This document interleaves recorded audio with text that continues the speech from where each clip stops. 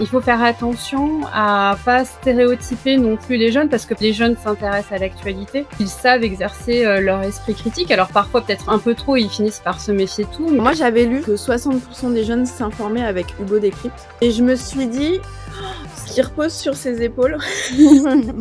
Et il faut aller aussi au-delà de la source, c'est Google, parce que Google, c'est pas la source, c'est ce qui permet d'accéder à la source. Mais leur premier truc, c'est de dire la source, c'est Google. Eh bien non, c'est pas suffisant. Je trouvais que l'information était tellement énorme que j'ai cru qu'on m'avait embarqué sur un faux site doublé. J'ai été vérifier les deux sites pour être sûre que c'était bien vrai. Et en fait, c'est assez dingue parce qu'on a un peu l'impression d'être dans le Gorafi tous les jours, quoi.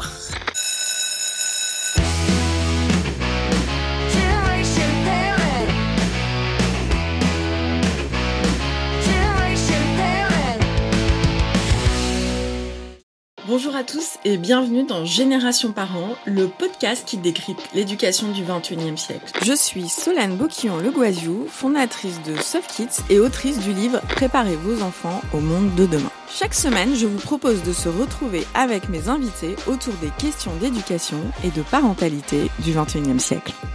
Alors, cette semaine, 3 invités exceptionnels.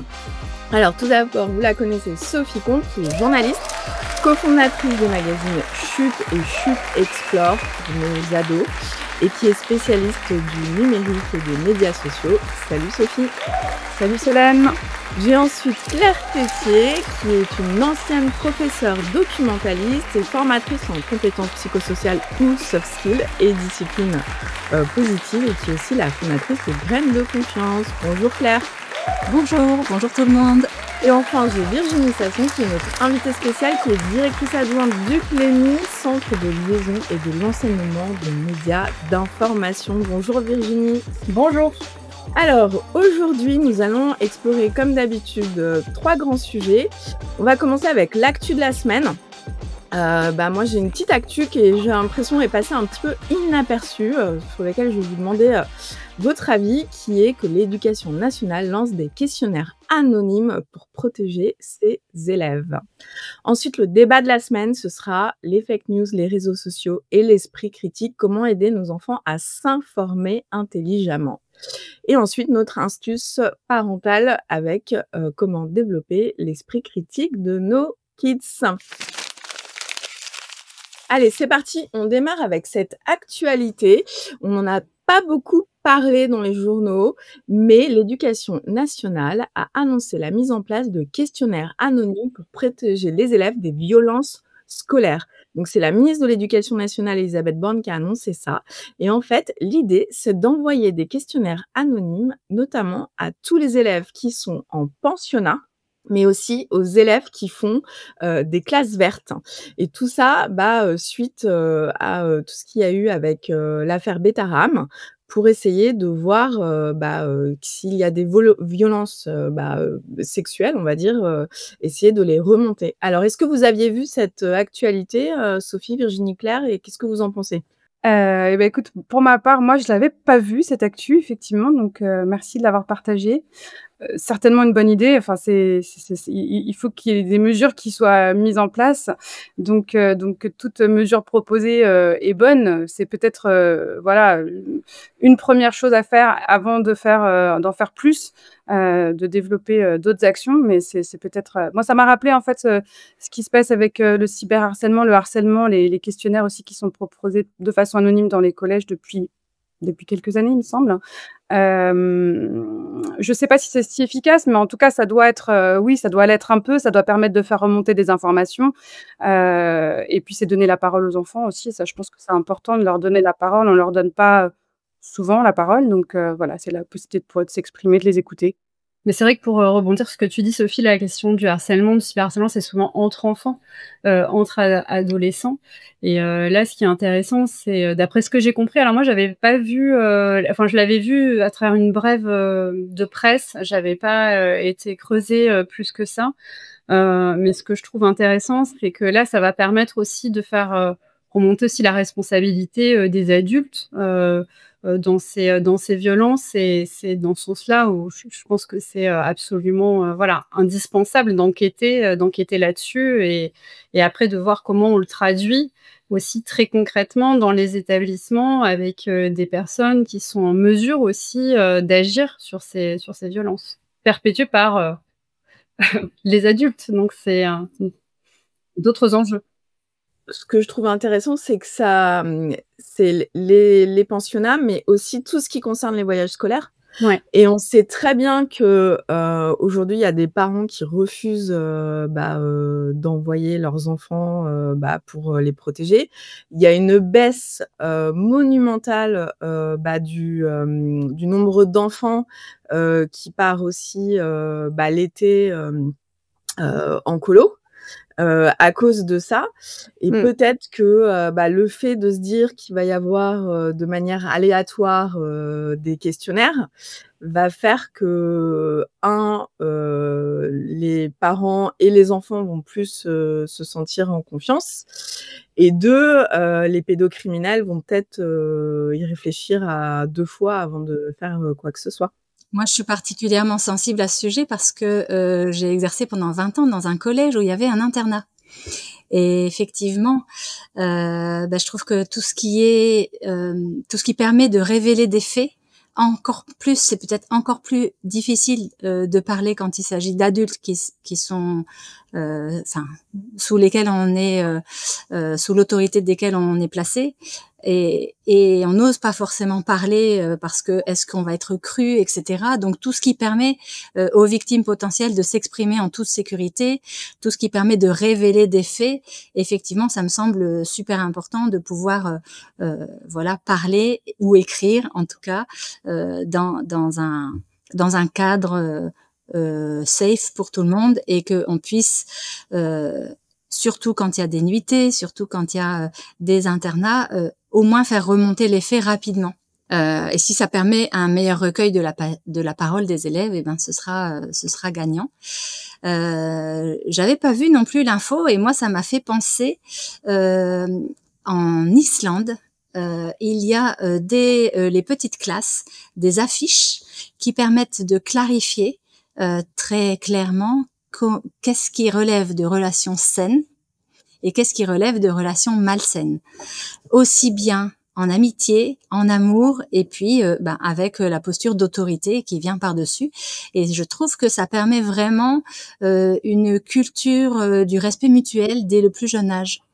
Et voilà, c'est juste en tout cas, donner des repères aux élèves pour qu'ils sachent aussi à partir de quand c'est pas normal et à partir de quand faut signaler. C'est tout ce qui permet aussi de libérer la parole quand il faut. Bah, de toute façon, là, ça va évoluer. Moi, j'ai commencé à voir là il y a des parents qui commencent à poster parce que la loi, EVA est mise en place. Donc il y a des parents, j'ai vu une maman par exemple qui a dit, «Mon fils en moyenne section vient d'avoir, une séance. On lui a appris, ce que c'était, de donner, son accord, par exemple pour un bisou ou pas», et elle dit: «Je suis très satisfaite, c'est exactement ce qu'on lui apprend à la maison». Et donc je pense que ça va aussi aider, ça va aller dans le bon sens si c'est bien mis en place partout dans toutes les classes, quoi. Voilà, on va passer, d'abord, je vais présenter un peu plus en détail notre invitée et puis après on passera au débat. Alors Virginie, pour te présenter, tu es la directrice adjointe du Centre de liaison de l'enseignement et des médias d'information, le CLEMI, un organisme sous tutelle du ministère de l'Éducation nationale dédié à l'éducation, aux médias et à l'information. Tu es chercheuse et enseignante. Tu as consacré toute ta carrière à l'analyse des représentations médiatiques et aux enjeux liés à la désinformation et à l'ultraconnexion. Là, je pense que tu es dans le timing, là. En ce moment, on n'a jamais été autant ultra-connectés.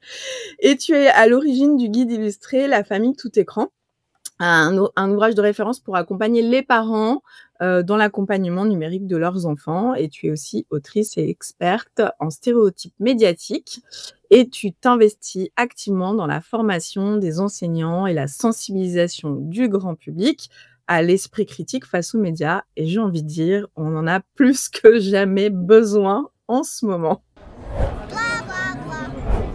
Alors on passe, donc au débat. Donc, fake news, réseaux sociaux et esprit critique, comment aider nos enfants à s'informer intelligemment. Et on fait ce podcast dans le cadre de la 36e édition de la Semaine de la presse et des médias dans les écoles qui a lieu cette semaine.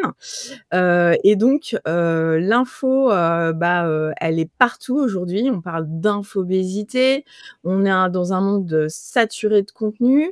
En plus, là, on a l'intelligence artificielle quand on rajoute une couche. À chaque fois qu'on regarde une photo, on ne sait plus si elle est vraie ou si elle est fausse. Donc, comment distinguer des informations fiables? Et moi, c'est un sujet que j'adore et où je trouve qu'on fait pas assez parce que ça touche aussi à notre démocratie, hein, ces derniers temps. Et moi, il y avait cette enquête de la Fondation Jean Jaurès là, qui avait été publiée, là, qui m'avait estomaquée. Donc, je vous donne quelques chiffres et après, on lance le débat. Mais on a 19% des jeunes Français de 18 à 24 ans qui croient que les pyramides égyptiennes ont été construites par des extraterrestres. Les seniors, c'est 5%. Donc versus 19% pour les jeunes. On a 16% qui pensent que la Terre est plate, donc contre 3% des seniors, et 20% qui estiment que les Américains ne sont jamais allés sur la Lune, contre 6% des seniors. Alors, peut-être Virginie, pour commencer, est-ce que tu sais pourquoi il y a une telle différence entre les seniors et les jeunes? La photo réseaux sociaux, qu'est-ce qui se passe? Bah, ce qu'a montré cette étude, même si, par ailleurs, elle a été questionnée aussi, hein, sur les modalités d'enquête, déclaratives, et cetera, mais on va pas rentrer là-dedans. Ça montre qu'il y a une forte vulnérabilité, en fait, des adolescents et des jeunes, à ces, à ces théories, conspirationnistes, complotistes ou ces idées, qui sont vraiment, farfelues. Donc, il y a une vulnérabilité, il y a une porosité, ils sont influencés, parce que aussi quantitativement, ce sont ceux qui sont les plus connectés. Enfin, aujourd'hui, un adolescent, un lycéen, il est connecté 5 heures par jour en dehors du temps scolaire, sur les réseaux sociaux. C'est des temps moyens, donc ça peut aller, jusqu'à 9 heures par jour. Donc voilà, donc c'est vrai qu'en termes de flux d'informations, ils sont, très, très exposés. Après, je pense que, il faut faire attention à pas stéréotyper non plus les jeunes parce que par ailleurs, il y a d'autres enquêtes qui montrent que, les jeunes s'intéressent à l'actualité. Que les jeunes ont un esprit critique, qu'ils savent exercer, leur esprit critique. Alors parfois peut-être un peu trop, ils finissent par se méfier de tout, mais on pourra éventuellement en parler. Donc comment on redonne confiance, nous, en tant qu'adultes, en tant qu'éducateurs, en tant que parents, dans cette information et dans le plaisir aussi de s'informer dans une actualité qui est archi anxiogène, mais comment la semaine de la presse, c'est aussi, on essaye d'en faire une fête de l'information et du dialogue. Et donc, c'est vrai que c'est à nous aussi de les orienter vers des médias aussi, comme Chute Magazine, par exemple, au hasard, qui peut rendre joyeux parce que ça apporte des solutions et ça apporte vraiment la possibilité d'agir. Et puis, sur la question de la désinformation, il y a des études qui ont bien montré aussi que même si les seniors ne croient pas que la Terre est plate ou je ne sais quoi, que ce sont eux les plus gros acteurs de la désinformation, les seniors qui sont politisés et qui aussi sont plus politisés que les jeunes et qui par ailleurs relayent de manière assez industrielle parfois les fausses informations. Donc je pense qu'il faut et le rapport des adolescents, nous toutes ici, nous côtoyons des adolescents, nous les voyons et parfois déclarer que une idée qui va un peu embêter les parents, embêter les profs, embêter l'école. Est-ce que ça veut dire qu'il y a une vraie adhésion ? On peut se poser la question. Après, est-ce qu'il y a un manque de contextualisation? Est-ce que l'école, les parents, les associations, tous autant qu'on est, on doit œuvrer pour leur apporter un contexte informationnel ou qui soit assez sain, assez positif pour qu'ils aient le goût de s'informer, qu'ils arrivent à développer une culture des sources de l'information? Oui. C'est le rôle de tout le monde. Donc, Oui. c'est ça peut pas être aussi le bien. rôle que de l'école. Ouais. Donc Claire, par exemple, toi qui était enseignante documentaliste, pendant, 20 ans et jusqu'à l'année dernière. Toi, dans les cours, qu'est-ce que vous faisiez pour, éveiller, les élèves à l'esprit critique? Déjà, c'est vous ou c'est les profs d'histoire géo ou c'est tous les profs? Alors voilà, ça c'est justement le sujet que j'avais envie d'aborder parce que, à la fois c'est la spécialité des professeurs documentalistes qui sommes formés, aux sciences de l'information et de la communication. Il y a d'ailleurs une épreuve du CAPES de documentation qui est, assez difficile et qui est consacrée, à ces sciences-là de l'information. Donc nous sommes entre guillemets «les spécialistes» dans l'établissement. Et pourtant, cet enseignement ne nous revient pas entièrement. Enfin, c'est très ambigu. On est un peu dans un paradoxe où, à la fois, tout le monde pense que c'est important, que c'est prioritaire, et avec l'IA, ça va le devenir encore plus, de savoir ce qu'il faut croire, ce qu'il faut pas croire. Et puis, de l'autre côté, l'enseignement est complètement dilué, transversal, généralisé. Alors, en même temps, si c'est transversal, ça veut dire que c'est super important et que ça concerne tout le monde. Mais dans la circulaire, par exemple, qui explique comment on doit faire de l'éducation aux médias et à l'information dans les établissements scolaires, il cite tout le monde. Il cite l'enseignement moral et civique en premier, le français, les langues, l'art plastique, l'histoire géo, la techno, les maths, les sciences et les projets d'éducation à la citoyenneté à hauteur de 18 heures par an, 18 heures par an.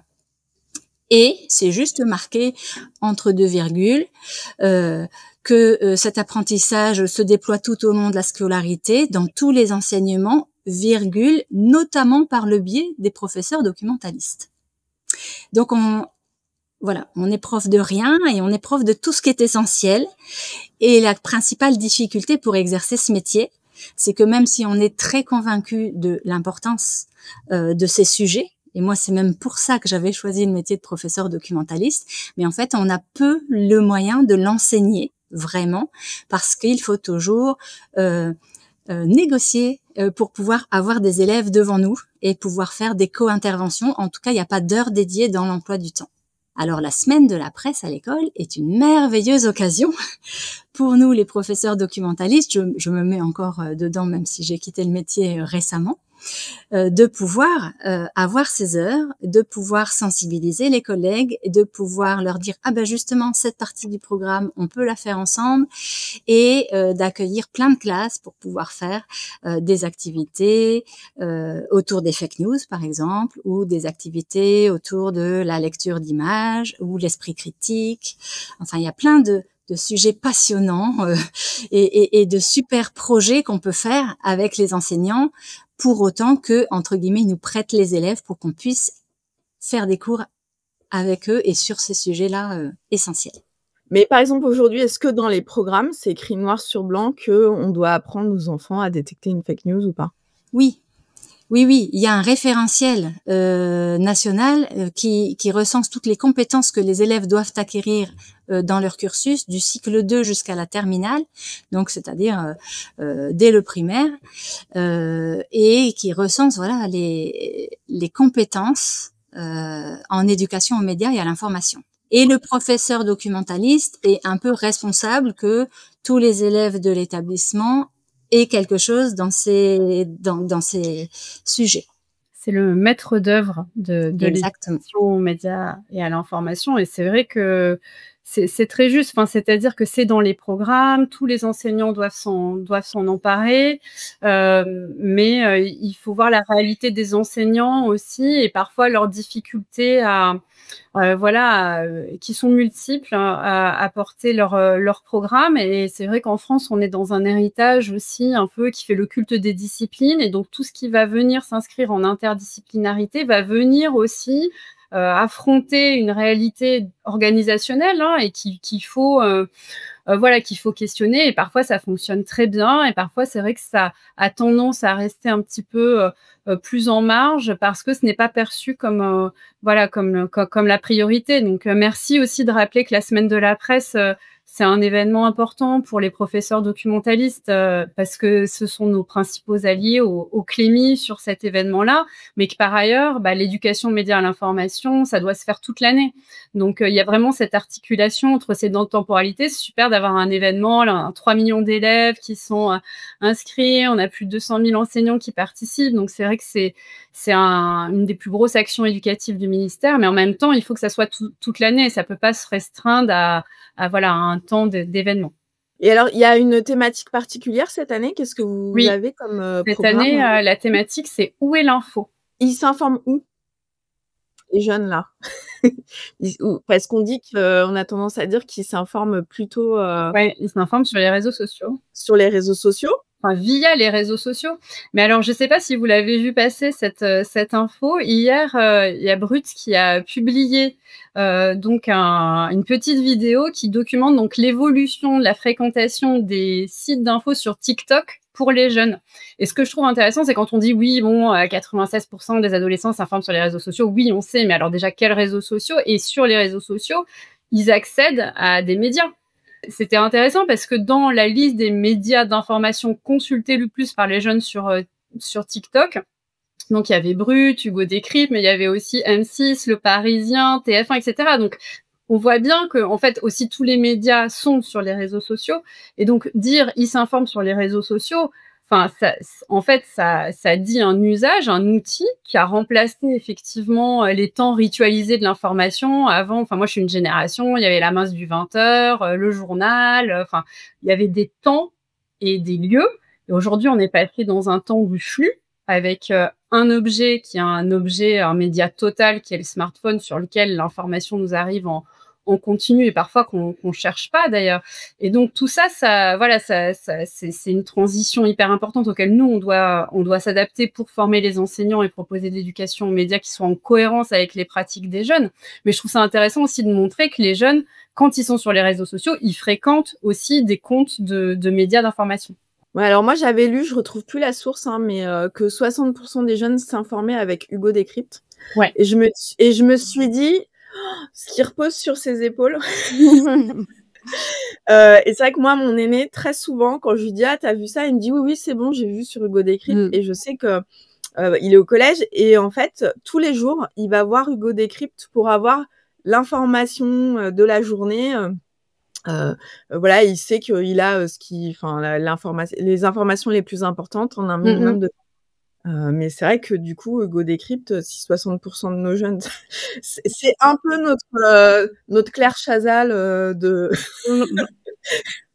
21e siècle pour les Ça jeunes. fait partie des ressources, par exemple, qu'on pouvait mettre à disposition aux élèves sur l'ENT pour qu'ils puissent y accéder rapidement. Et puis, Sophie, tu as des infos là-dessus, toi, complémentaires, sur comment ils s'informent, les jeunes Alors, peut-être pour compléter, ouais, je trouve qu'il y a des usages, tu parlais d'usages, Virginie, et je trouve qu'il y a des usages qui sont vraiment intéressants maintenant, notamment par des groupes WhatsApp, en fait. Alors, c'est Le Monde des ados, par exemple, qui a créé un groupe WhatsApp avec des quiz très réguliers. Et j'ai découvert ça, il y a quelques temps avec ma fille, où en fait, les jeunes s'envoient les quiz à faire directement via WhatsApp. Donc, c'est marrant parce que c'est pas forcément là où on s'attend à trouver de l'information, mais en fait, ça correspond aux usages aujourd'hui des jeunes qui sont quand même beaucoup sur WhatsApp. Ah bah, tu vois, je savais pas, mais c'est vrai que maintenant, il y a des fils actus sur WhatsApp. On peut s'abonner à des chaînes, etc. Donc, oui, c'est vrai. C'est ça. Pourquoi pas. Sur tous ces réseaux et enfin, il y a les réseaux sociaux, mais il y a aussi la différence. Comment est-ce qu'on apprend aujourd'hui aux jeunes à sourcer des informations entre les influenceurs, les podcasteurs, parce que, par exemple, on voit que la campagne américaine, là, elle s'est faite principalement avec des podcasteurs et pas avec des journalistes. Donc, au-delà de fake news, not fake news, etc., est-ce que aussi on essaye d'expliquer aux enfants la différence entre, je sais pas, un journaliste accrédité par la presse, etc., et un blogueur ou influenceur qui va parler de ses propres opinions et pas des faits, quoi. Est-ce que ça, c'est quelque chose aussi qu'on commence à à leur apprendre ou pas? Bah, si tu veux, c'est tout l'objectif aussi de la semaine de la presse et des médias dans l'école, c'est vraiment de dire, bah, déjà, sur des jeunes, de leur apprendre à s'informer avec des médias qu'ils connaissent pas forcément ou qu'ils connaissent via leurs réseaux sociaux, mais qu'ils ont jamais vu à part. Et du coup, derrière ce média, dire, bah, qu'est-ce que c'est qu'une éditoriale? Qui sont les gens qui travaillent dans ce média? Par exemple, la rédaction d'Hugo Décrypte, de quel type de journaliste est-elle composée par rapport à celle de TF1 ou d'un journal de presse quotidienne régionale, qui sont aussi beaucoup lus, hein, encore, hein, par les parents. Puis c'est aussi prendre le temps, voilà, de réfléchir à qu'est-ce que ça veut dire que s'informer, parce que souvent, enfin, il y a pas forcément cette conscientisation, justement, vu qu'on est dans cette logique de flux. Souvent, et c'est les travaux d'Anne Cordier, hein, qui le montrent bien, c'est-à-dire que les jeunes, des fois, et ça participe aussi à cette idée reçue que les jeunes ne s'informent pas. C'est-à-dire qu'on leur demande, alors comment tu t'informes? En fait, eux, ils sont sur les réseaux sociaux, ils n'ont pas toujours forcément, face à un contenu informationnel, l'idée de se dire, ah tiens, là je m'informe parce que il y a cette logique du flux et des contenus qui sont très différents les uns des autres. Donc cette semaine, qui dure en réalité plutôt un mois, c'est aussi le temps, voilà, de prendre cette réflexion-là autour de nos usages et de les questionner. Et puis aussi, c'est de rencontrer des journalistes. Et c'est génial parce que en fait, il y a aussi beaucoup de fantasmes autour du monde des médias, du monde des journalistes, etc. Et quand on assiste à des rencontres avec les élèves, hein, c'est vrai que ils se rendent compte que de travailler, enfin voilà, comme correspondant local ou dans une antenne. Maintenant, ça s'appelle Ici, mais avant France Bleu, ou d'être voilà, présenter le JT ou travailler en presse écrite. En fait, il y a une diversité de métiers. Ils sont souvent aussi très fascinés par toute la dimension technique. Enfin, tous les régisseurs, d'aller dans une radio, de voir tout ce qui se passe aussi, les coulisses en fait des médias, de comprendre le circuit de fabrication de l'information, le coût aussi. Combien ça coûte de fabriquer une information, et aussi qu'est-ce que c'est une information, parce qu'aujourd'hui, la plupart des adolescents, ils ont quand même bien intégré les discours de prévention, anti-fake news, attention, vous êtes manipulés, etc. Donc, ils n'ont pas non plus, ils témoignent pas une forte confiance dans les réseaux sociaux, ils savent que les influenceurs peuvent les induire en erreur, etc. Mais par contre, quand on leur demande, en fait, c'est quoi une info? À quoi on la reconnaît? Souvent, c'est beaucoup plus difficile pour eux. Et à quoi on reconnaît une information? Est-ce que c'est nouveau? Est-ce que c'est utile pour un grand nombre de personnes? Est-ce qu'elle est vérifiée? C'est des critères très simples, mais finalement, ils les ont moins en tête que ceux qui sont des alertes, en fait, de se méfier. Et donc, voilà, la semaine de la presse et des médias, c'est en fait un moment pour apprendre à s'informer, apprendre à reconnaître les moments où on s'informe, se poser des questions, rencontrer, aller dans des médias, que les journalistes viennent en classe. C'est ces moments de lien qui sont hyper importants et qui changent aussi après la manière dont les jeunes s'informent. Et c'est quoi alors, Sophie, là, il y a pas longtemps, tu as fait, avec Chute, vous avez, rencontré, des parents, mais il y avait les enfants aussi? C'est quoi les questions qui reviennent le plus, les préoccupations des parents par rapport à tout ça? Oui, parce qu'en fait, nous, on fait des explorations numériques, c'est des ateliers. Enfin, c'est un dispositif événementiel qu'on a créé qui propose des ateliers aux classes de collège. Et parfois, mais c'est vrai qu'on revoit un peu le format, on essaye de faire une conférence où on invite parents et ados à discuter. Parce que c'est effectivement tout l'enjeu, c'est d'arriver à créer du dialogue, que le numérique que l'écran fasse pas écran à la relation, et qu'on essaye de mieux comprendre chacune comment on utilise Internet et les réseaux sociaux pour s'informer. Moi, je trouve que la difficulté qui remonte, ça serait surtout de savoir d'où vient le contenu, en fait. Souvent, je trouve que ce qui se passe, c'est que les jeunes te balancent une information, mais savent pas du tout, sont super contents de balancer d'informations, de dire j'ai appris un truc, mais savent pas d'où ça vient. Et c'est ça aussi tout l'enjeu de l'éducation aux médias et à l'information, et même, nous on parle d'éducation au numérique maintenant, c'est vraiment de comprendre la source, d'où ça vient, de savoir l'identifier, et puis même d'aller plus loin. Par exemple, si quelqu'un t'a partagé une information, de savoir lui demander mais d'où vient sa source. C'est à chaque fois aller remonter à la source. Et donc ça, c'est effectivement, je trouve, la difficulté. Et aussi, ils sont dans une forme de divertissement quand ils sont sur les réseaux sociaux. Et donc, effectivement, c'est ce que tu disais, Virginie, ils n'ont pas forcément conscience qu'ils sont en train de s'informer, parce qu'ils sont aussi en train de regarder autre chose juste après, toujours des vidéos, la plupart du temps, souvent, des vidéos très courtes. Donc, on zappe, etc., d'une information à un contenu divertissant ou bien même un contenu informationnel, mais également divertissant parce qu'il faut coller au code des jeunes et de ce qu'ils attendent. Donc c'est aussi ça peut-être la difficulté de l'appréhension du moment où tu es en train de t'informer.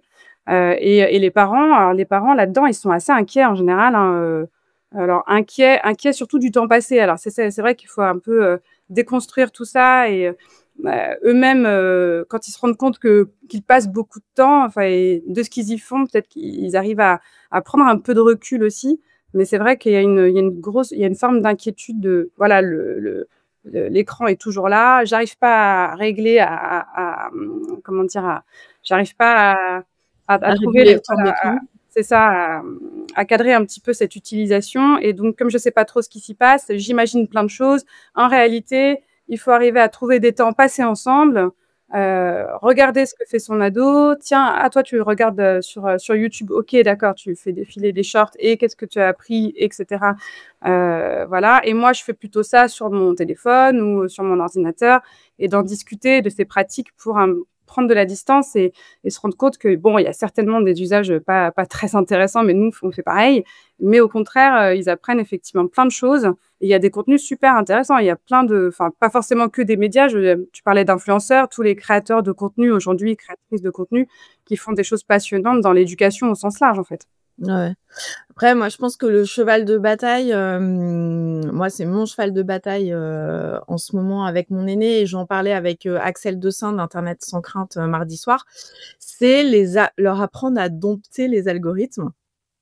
Et moi, en ce moment, j'arrête pas de dire à mon aîné, qui est le seul qui a droit aux réseaux sociaux, les autres sont trop jeunes, mais quel est le fil d'actualité? Qui tu suis? S'il y a un truc que l'algorithme te propose, l'enlever et en fait, pour moi, il y a un des enjeux, c'est leur apprendre à avoir un fil d'actualité sain. Mais je pense que c'est aussi un sujet pour les adultes parce que quand j'entends des gens me dire: «Ah, il y a que de la enfin, des choses pas bien, sur tel ou tel réseau social», c'est parce qu'ils ont pas travaillé leur fil d'actualité et et par exemple, sur Instagram, il y en a beaucoup qui ne le savent pas, mais dans les paramètres, on peut mettre, je veux voir moins de contenu politique, je veux voir plus de ci, je peux voir plus de ça. On peut même aussi, remettre à jour l'algorithme comme si on était une nouvelle personne. Donc en fait, il y a des choses comme ça, qu'on peut faire pour essayer d'avoir, quelque chose de qualitatif et ne pas tomber, dans ce cercle-là, algorithmique où en fait, à la fin, on est juste passif et c'est pas ce qu'on a choisi qu'on voit, c'est ce que l'algorithme, nous propose et donc il faut reprendre le pouvoir Ah, sur ces algos, quoi. je trouve que c'est toute la difficulté, c'est ça, hein, mais c'est la guerre de l'attention, en fait. C'est que les plateformes, elles sont conçues pour capter ton attention et toi, donc à ton échelle individuelle, c'est difficile de reprendre le contrôle de cette attention finalement qu'on utilise en permanence, en fait. Donc quelque part, pour les jeunes, mais aussi pour nous, apprendre à douter, apprendre à s'arrêter 2 secondes, à pas, et c'est vrai que c'est extrêmement enfin, au-delà du fait qu'effectivement, il y a des paramètres et on peut gérer un peu mieux tout ça. Je trouve que la grosse difficulté, c'est de savoir attendre, de pas se précipiter, de dire, faire une pause, en fait. Je viens de voir ça, OK, ça vient d'où? C'est quoi? Et cetera. Et ça, c'est tellement, pas voulu. Enfin, les plateformes font tout l'inverse. Elles font en sorte que justement, tu aies pas le temps. On est dans une hyper vitesse et donc tu scrolles et tu continues et tu t'es pas posé de questions. Donc reprendre ce temps, c'est reprendre le contrôle de l'attention quelque part. Et je trouve que d'expliquer les mécanismes addictogènes des réseaux sociaux, comme par exemple, alors c'est pas forcément la thématique de l'information, mais les flammes sur Snapchat ou la manière dont l'algorithme de TikTok fonctionne et où justement, même si tu fais le grand ménage de printemps dans tes comptes, tu as quand même la capacité de l'algorithme, c'est assez bien documenté auprès de certaines chercheurs et chercheuses là qui montrent en fait qu'il y a quand même des pouvoirs en place qui voilà injectent des flux politiques au-delà en fait des comptes que tu suis et que tu le subis en fait en quelque sorte et donc tout ce savoir-là ça te protège pas en fait des comportements qui peuvent être difficiles de résistance mais je trouve qu'on se sent quand même plus fort quand, on sait ce qui se passe, et qu'on se dit: «Oh là là, ça fait, 50 minutes que je scrolle, c'est ça qui est en train de m'arriver. C'est ça, là». J'arrive à poser des mots, dessus et nous, on a fait une BD qui s'appelle «Dans la tête de Juliette» pour vraiment elle met des mots dessus et on fait des ateliers avec les adolescents et c'est vrai que déjà poser des mots, ça règle pas le problème et ça permet de faire quand même une partie du chemin et souvent la difficulté aussi, c'est que les adultes eux-mêmes ne savent pas toujours en fait, poser des mots sur, tous ces mécanismes, de captation de l'attention, d'éditorialisation algorithmique. Ça tout le monde en parle, mais tout le monde ne sait pas exactement ce qui se cache derrière. Ouais, là-dessus, il y a, enfin moi je conseille, le livre, de Grégoire Borst sur le cerveau qui explique bien, aux enfants, donc c'est pas moi, c'est mon cerveau, qui explique bien aux enfants les mécanismes et l'addiction et comment le cerveau, fonctionne. Et moi j'avais peut-être une dernière question pour toi Claire. Qu'est-ce qui quand toi tu faisais avec les élèves, ces séances, qu'est-ce qui te surprenait le plus de la part des élèves ou quelles sont les questions que les élèves, ils posaient le plus? Est-ce que tu as l'impression qu'ils sont moins éveillés à ça que notre génération ou c'est parce que, il y a un flux d'informations qui est tellement important que, Alors c'était toujours quand même des séances qui les intéressaient beaucoup, je trouvais. Après, en collège en tout cas, ils avaient un peu du mal à faire la part entre les faits et les opinions. Et alors, il manque complètement de repères, mais c'est normal sans doute à leur âge, mais au niveau de la politique, ils étaient toutes les sous-entendus, les implicites pour savoir si c'est un message plutôt porté par les partis de gauche, par les partis de droite, et de comprendre un petit peu les enjeux qu'il y a derrière la surface des informations, ça c'est quand même complexe. Et forcément, il manque de repères, donc là, il y avait avec le prof d'histoire géo, avec le prof de MC, plein de super projets, activités, et voilà, c'était vraiment des séances auxquelles ils s'intéressent beaucoup pour peu qu'on leur donne les clés. Bah, après, c'est des nouveaux mécanismes à mettre en place. Moi, j'en parle dans le chapitre sur l'esprit critique de mon livre. Moi, maintenant, je pense je saoule tellement mes enfants avec ça que quand ils me donnent une information, ils me donnent tout le temps la source. Ah oui, oui, c'est ça. Pareil à la maison, mais j'ai des petits biais. Alors oui, c'est ça. Il faut aller aussi au-delà de la source, c'est Google, parce que Google c'est pas la source, c'est ce qui permet oui. d'accéder à la source. Mais leur premier truc, c'est de dire la source c'est Google. Eh bien non, c'est pas suffisant. Et avec aussi toute la difficulté pour les enseignants de à la fois forcément pour qu'ils soient capables de décrypter l'information, il faut leur donner des petites clés au niveau politique, tout en restant neutre, sans donner son avis et sans stigmatiser ceux qui pensent autrement que nous. Donc c'est voilà, Ouais. tout un art. Oui, non, mais de toute façon, c'est tellement compliqué. Et puis je pense que c'est de pire en pire. Moi, je m'intéresse pas mal à l'actualité américaine en ce moment, et je suis obligée d'aller fact-checker tout parce qu'aussi, il va y avoir des discours qui vont ressortir, qui étaient des discours d'il y a, je sais pas, 2 ans. Donc en fait, on reprend des images qui sont vraies, mais sous une autre temporalité. Et donc du coup, on dit: «Bah, il s'est passé ça, ils ont dit ci, ils ont dit ça», mais en fait, ils ont dit ci, ils ont dit ça il y a 4 ans, donc là, c'est plus la même chose. Et donc en fait, on est obligé systématiquement, moi je trouve, aujourd'hui,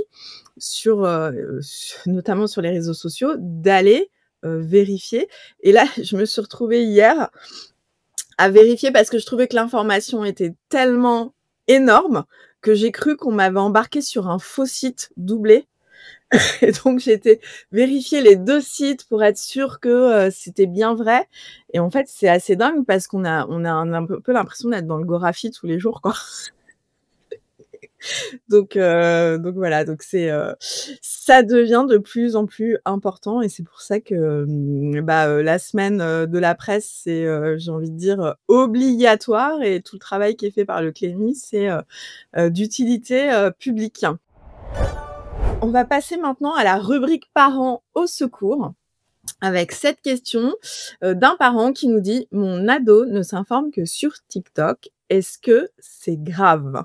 Bah, moi, je dirais que c'est pas grave, dans la mesure où c'est De toute façon, c'est la pratique, enfin, qui est assez partagée et c'est pas grave dans la mesure où c'est cadré, où c'est régulé, où il y a du lien avec, l'enfant. Ça renvoie à ce que Sophie, disait, tout à l'heure. Je trouve, que voilà, il faut leur demander, l et c'est grave si son enfant, reste sur TikTok, des heures et des heures chaque jour et qu'on n'a aucune idée des contenus auxquels, il est abonné. S'il y a pas de lien, on peut découvrir des trucs super sur TikTok. Moi, je discutais avec une amie qui, par ailleurs, est journaliste et elle me disait: «Mes enfants adorent mon TikTok» parce que sûrement qu'elle va hyper bien dompter ses algorithmes et donc aussi, c'est créer aussi autour de nos usages, une capacité, en fait, à être ensemble, en famille et voilà et je pense que il y a pas de solution miracle, mais c'est vraiment le lien, à leur demander, voilà: «Montre-moi ce qui te fait rire, montre-moi ce qui t'émeut, montre-moi ce que tu as trouvé intéressant» et que nous aussi, on montre l'exemple en partageant voilà des contenus et en leur demandant aussi dans l'écosystème TikTok, il y a des médias qui sont très bien, des producteurs de contenu qui sont très bien. Donc voilà, l'inciter à aller vers des contenus aussi qui sont fiables, avec cette culture des sources dont on a parlé, qui est super importante. C'est-à-dire se poser toujours la question: «Mais qui te parle et quelle est son intention?» Et si, l'enfant sait dire ça et il peut aussi regarder de manière critique et drôle, enfin, on a le droit aussi enfin, je pense qu'on est aussi dans une logique où on est très inquiet pour nos enfants et parfois on oublie que se divertir, on peut avoir aussi du plaisir, donc il faut pas aussi considérer que, voilà, forcément s'informer, c'est, que, voilà, de mieux comprendre, je sais pas, les catastrophes qui sont en train de nous arriver et il y a aussi, voilà, sur les réseaux sociaux, cette notion de plaisir et divertissement qui est quand même important. Donc il faut voilà, en tant que parent, je pense qu'il faut aussi garder ça à l'esprit et que les ados, ça leur fait du bien aussi, parfois, se marrer devant des vidéos, de chats débiles et à nous aussi. Mais ils en ont besoin. Moi, mon Ouais. aîné là, il me disait: «Ouais, franchement en ce moment, entre Macron qui parle à la télé, la guerre et tout, et Oui. donc il me dit: «Moi, quand je serai grand, je regarderai pas les informations». Mmh. Il dit: C'est trop anxiogène» et donc je lui ai parlé du média positif, Oui, et donc je lui dis: «Bah, tu sais, il y a le oui, média positif, tu voilà. peux t'inscrire tous les jours, il donne les bonnes nouvelles». Parce que c'est vrai qu'on aimerait bien avoir plutôt les journaux de bonnes nouvelles. Oui. On a le droit de faire des pauses, hein. On a le droit de faire des pauses dans l'actu, quand on sent que ça atteint trop notre santé mentale.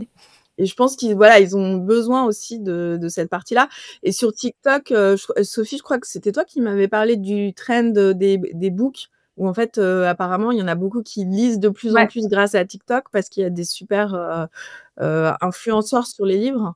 On connaît des influenceurs sur les livres, donc tu Ah pourrais nous alors là, j'aurais pas d'exemple, parce que je regarde beaucoup les profs en ce moment, pardon. Mais et comme j'ai pas d'enfants sur TikTok, je pas encore, j'arrive à vivre comme ça pour l'instant. Je sais pas combien de temps encore, mais donc non, mais par contre, je trouve que ce qui est vachement, très intéressant, c'est effectivement, tous ces professeurs qui sont sur TikTok et qui font des choses, extraordinaires, quoi. Et donc oui, moi personnellement, j'ai un petit peu de mal avec ce réseau social. On n'en dit pas beaucoup de bien. Effectivement, il y a même des problèmes d'ingérence politique et cetera. Enfin, ça pose vraiment question. Mais bon, alors ils viennent de mettre en place les comptes ados récemment et puis, ils ont tout un volet, TikTok éducation.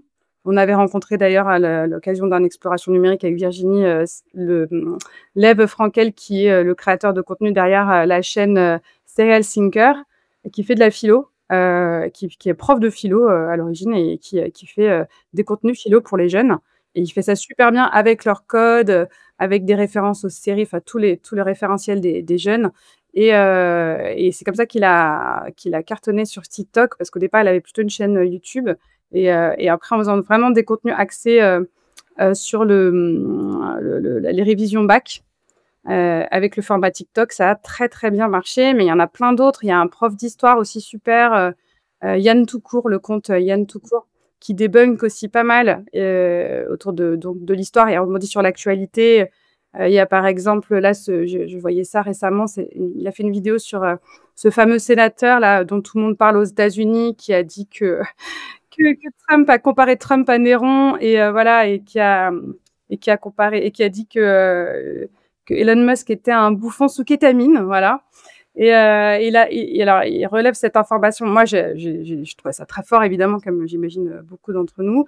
Mais il précise que Néron n'était pas l'empereur romain qu'on imagine qui a incendié tout Rome, et que donc la comparaison n'est pas forcément appropriée. À l'époque de son règne, il y avait plein d'incendies à Rome. Et voilà. Donc, c'est intéressant, en fait, de voir voilà, tous ces contenus et ces profs qui font vraiment un super boulot, il y en a plein d'autres. Donc c'est vrai que du coup, moi, je suis plutôt en train de regarder tous ces contenus-là.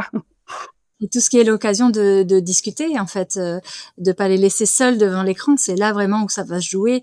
Mais il y a, tu parlais tout à l'heure de philo, ben c'est vrai que dès que on commence à faire des discussions, des argumentations, des débats d'idées, voilà, pour discuter du contenu, de ce qu'on a vu, de ce qu'on a partagé, savoir aussi, comme j'ai dit tout à l'heure, la différence entre est-ce que ce sont des faits, est-ce que ce sont des opinions, tout ce qui est les biais cognitifs aussi, c'est hyper intéressant en fait. Et les ados, ça les intéresse aussi de voir comment finalement on peut leur faire croire des choses, etc. et comprendre comment ça marche. Voilà, il y a plein de sujets de discussion qu'on peut avoir parents, enfants, profs, élèves, et dans tous les sens. Et plus on en parle, plus on partage autour des écrans, plus ce sera intéressant et instructif pour tout le monde en fait. Parce que on peut aussi beaucoup apprendre de nos jeunes en partageant sur ces sujets-là. Et moi, je voulais juste vous partager parce que hier, ça m'est revenu là, j'étais en train de chercher. Le Parlement européen a publié une enquête, comment les jeunes s'informent-ils sur l'actualité. Et donc, numéro 1, c'est Instagram, à plus de 50%. Numéro 2, c'est TikTok. Après, c'est YouTube.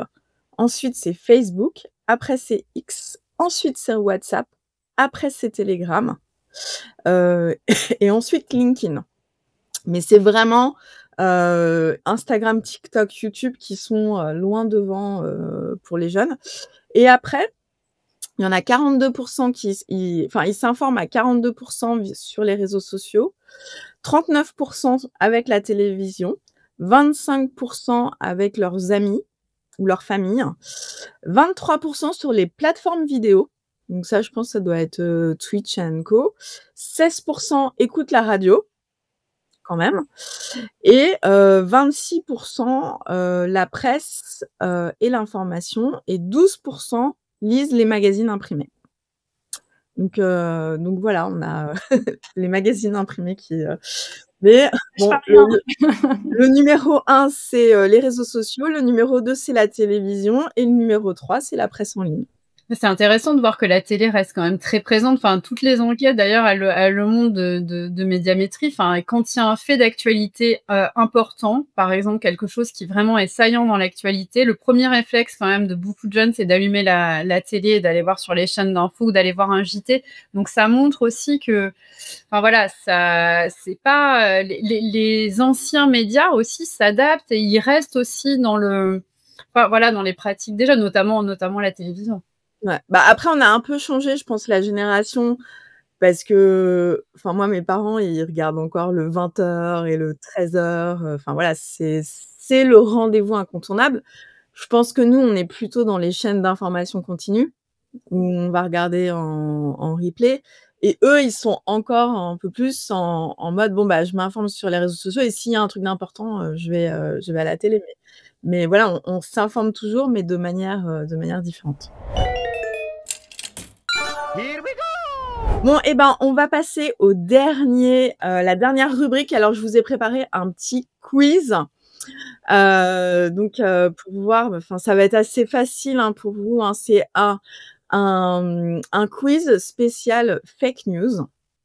Et donc, je vais vous poser des questions et il faudra me dire quelle est la bonne réponse. Alors, la question numéro 1, c'est qu'est-ce que désigne le terme infox ? Alors, réponse A, une information erronée mais diffusée involontairement. Ou réponse B, une fausse nouvelle diffusée intentionnellement pour manipuler l'opinion. Réponse B. Réponse B. Tout le monde est d'accord ? C'était ça, la réponse B. Quel est l'objectif principal de la diffusion de fake news ? influencer les opinions et manipuler le public, ou offrir un autre point de vue sur l'actualité ignorée par les médias traditionnels. B, bien sûr. Allez, réponse A. Alors après, parce que c'est influencer les opinions et manipuler le public, mais j'ai vu un truc très marrant cet après-midi. Il y avait une espèce de fake news qui avait circulé il y a 2 ans sur le fait qu'il y aurait une alarme qui sonnerait à 15h dans tout le Royaume-Uni pour dire que c'est l'heure du tea time. Et apparemment, cette news ressort et le gouvernement en fait un espèce de jeu, un espèce de poisson d'avril. Ils ont même fait une fausse page qui disait que si on prend pas le thé à 15h, on peut avoir une amende. Et il y a plein d'apparemment de gens qui commentent d'autres pays, notamment américains, qui disent « Oh là là, mais c'est vraiment comme ça l'heure du thé en Angleterre ».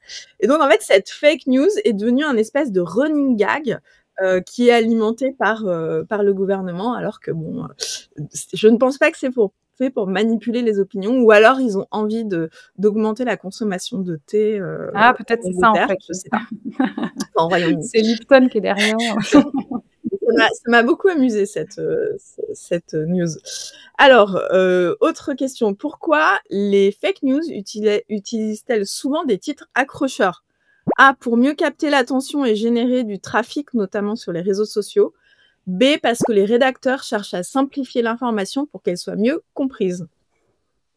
Réponse A. Réponse A. C'est vraiment trop facile, hein, ce Alors, qui peut être à l'origine des fake news? Exclusivement des groupes conspirationnistes et des hackers, ou ça peut être des individus, des médias, des influenceurs, des gouvernements ou même des entreprises? C'est ça tout le problème, c'est que c'est la réponse B. Ah oui, c'est tout le monde. Et c'est là où c'est intéressant, je trouve, de distinguer désinformation et mésinformation. Parce que la désinformation, il y a vraiment une volonté de manipuler, de tromper. Alors que bon, les journalistes, les médias, tout le monde peut se tromper. Tout le monde peut faire une erreur journalistique et d'ailleurs faire un mea culpa après. Mais il n'y a jamais une intention de tromper au départ. Mais l'erreur journalistique, voilà, ça arrive souvent. C'est pas la même intentionnalité. Très bon point. Alors, quel est le plus grand défi pour lutter contre les fake news? Trouver les algorithmes capables de supprimer toutes les fausses informations instantanément. Réponse A.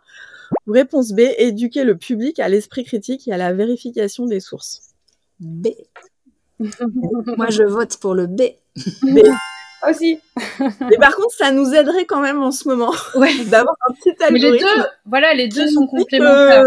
Non, le pape n'a pas une super doudoune blanche, ou que, enfin voilà, ça pourrait être pas mal aussi.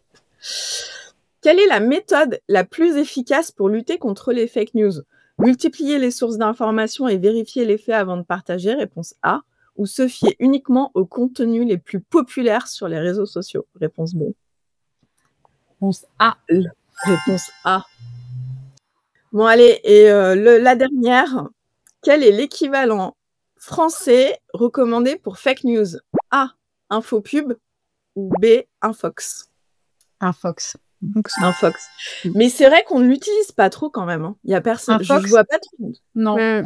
Non, mais c'est intéressant parce que infox, c'est l'information qui intoxique. Je crois que c'est l'intoxication. Hein. C'est ce mot valise et moi, je trouve que c'est intéressant de voir cette notion d'intoxication à la désinformation ou la mésinformation, la malinformation. La notion d'intoxication, elle apparaît pas du tout dans le thème fake news, qui est vraiment là plutôt la fabrication du faux. Et d'ailleurs, je me rappelle plus comment elle s'appelle l'émission sur France Info sur les fakes tous les dimanches. C'est le vrai ou faux, je crois. Ouais, vrai ou faux, ouais. Vrai ou faux. Et ce qui est très intéressant, c'est que elle arrête pas de battre des records d'audience. Donc ça veut dire vraiment que les gens s'intéressent de plus en plus à ce qui est vrai versus ce qui est faux. Et ben voilà, on a terminé cette émission. Voilà qui conclut cet épisode de Génération Parents. Merci à Sophie, Claire et Virginie pour cette discussion que j'espère que vous avez trouvée riche, inspirante. J'espère que vous repartez avec des clés pour parler d'informations à vos enfants. N'oubliez pas de vous abonner, nous laisser un commentaire parce que ça nous aide beaucoup et je vous dis à la semaine prochaine pour un nouvel épisode. Merci. Nous espérons que cette discussion vous a donné des pistes pour accompagner vos enfants face aux défis du XXIe siècle. Un grand merci à nos invités. N'oubliez pas de vous abonner à notre chaîne YouTube ou de laisser des commentaires sur vos applications de podcast. Et enfin, je vous dis à la semaine prochaine pour un épisode plein de nouvelles idées pour décoder l'éducation du XXIe siècle. Merci.